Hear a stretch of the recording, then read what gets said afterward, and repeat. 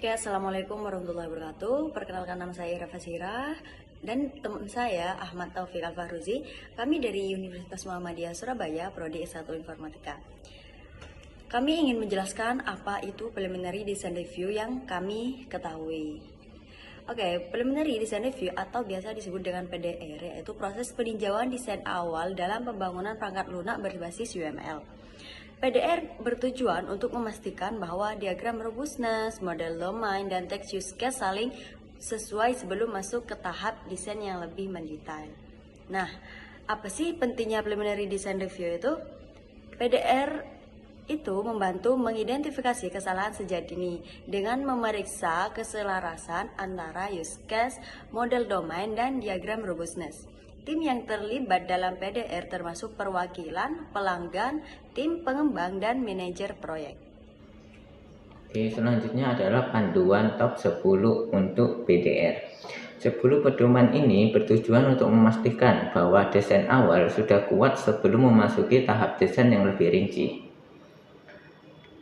Langkah pertama adalah gunakan highlighter text. Gunakan metode Stabilo untuk memastikan text use case dan diagram robustness cocok.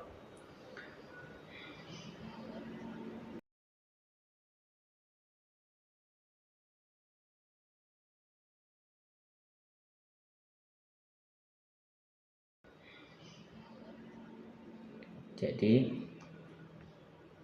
kita mencocokkan text use case dengan diagram robustness. Gunakan Stabilo untuk mencocokkan setiap kalimat dalam text use case dengan bagian yang sesuai dengan diagram robustness. Jika ada ketidaksesuaian, berarti ada pekerjaan lebih lanjut yang perlu dilakukan. Ini memastikan bahwa semua tindakan dan alur dalam use case terwakili secara visual dalam diagram. Nah, oke, sekarang yang nomor 2 itu periksa keterkaitan antara entitas dan model domain. Nah, pastikan semua entitas dalam diagram robustness juga ada di domain model. Ini untuk contohnya. Nah, pastikan semua entitas yang muncul dalam diagram robustness juga ada dalam model domain. Jika ada entitas baru yang ditemukan selama robustness analysis, tambahkan ke model domain. Ini untuk menghindari ketidakkonsistenan antara diagram dan model domain. Ini untuk contohnya. Nah, pastikan semua entitas yang muncul dalam diagram. Yang ketiga adalah telusuri aliran data antar kelas dan layar. Pastikan data yang diinput pengguna mengalir dengan benar ke sistem. Contohnya adalah use case dan diagram robustness.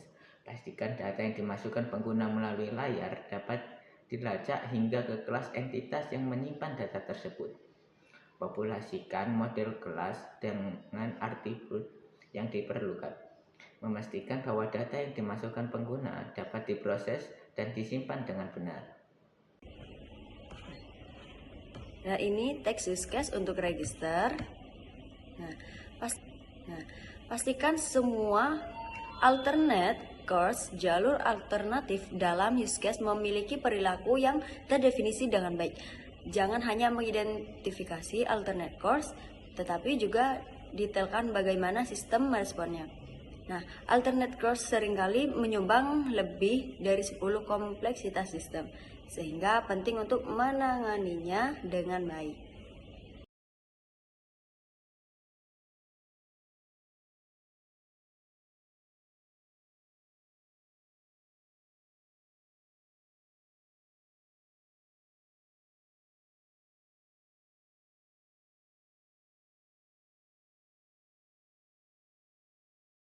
Nah, selanjutnya nanti untuk yang nomor 7, libatkan tim teknis dan non-teknis pada PDR.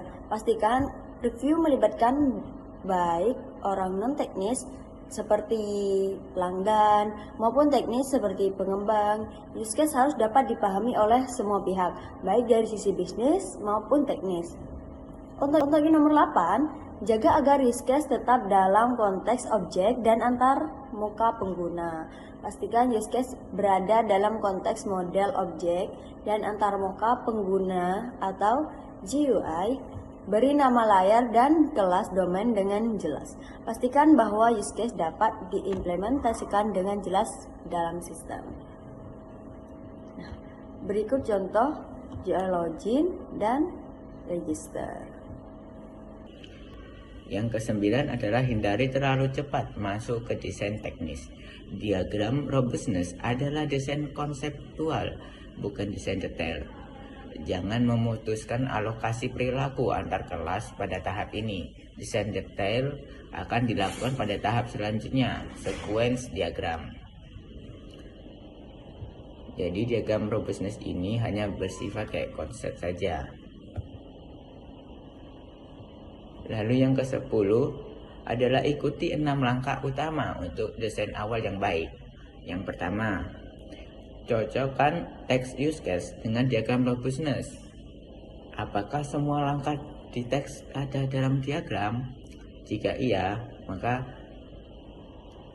kita lanjut ke selanjutnya, yaitu periksa apakah diagram mengikuti aturan robustness. Apakah hubungan aktor, boundary, controller, dan entity sudah benar? Yang ketiga, fokus pada alur logis, bukan detail teknis. Jangan langsung masuk ke algoritma atau kode. Yang keempat, pastikan diagram mencakup semua jalur alternatif. Bagaimana sistem menangani kesalahan input atau akun yang sudah... Sedikit penjelasan dari kami tentang preliminary design review. Terima kasih sudah menonton. Jika video ini bermanfaat, jangan lupa like dan share ke teman-teman kalian. Wassalamualaikum warahmatullahi wabarakatuh. Sedikit penjelasan dari kami tentang preliminary design review. Terima kasih sudah menonton. Jika video ini bermanfaat, jangan lupa like dan share ke teman-teman kalian.